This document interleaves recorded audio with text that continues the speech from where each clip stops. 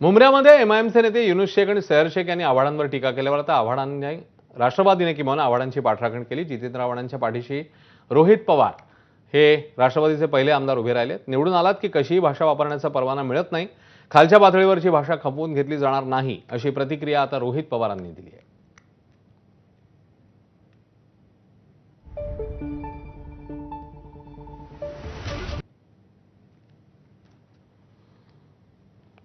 तर एक्स पोस्टमध्ये रोहित पवार म्हणतात, ज्येष्ठ नेते जितेंद्र आव्हाड साहेब यांनी कायम शिवशाहू फुले आंबेडकर यांची विचारधारा जपली आहे। पण काही दिवसांपासून एमआयएमचा स्थानिक उमेदवार आणि त्याच्या नातेवाईकांकडून अत्यंत खालच्या पातळीवरची भाषा वापरली जाते। निवडून आलात म्हणजे हवेत जाऊन कशीही भाषा वापरण्याचा परवाना मिळत नाही। त्यांनी बोलताना तारतम्य बाळगावं। खालच्या पातळीची भाषा कदापिही खपवून घेतली जाणार नाही। मुळात निवडणूक लढण्यासाठी एमआयएमला फंडिंग कुठून मिळतो आणि पक्ष कोणाची बी टीम म्हणून काम करतो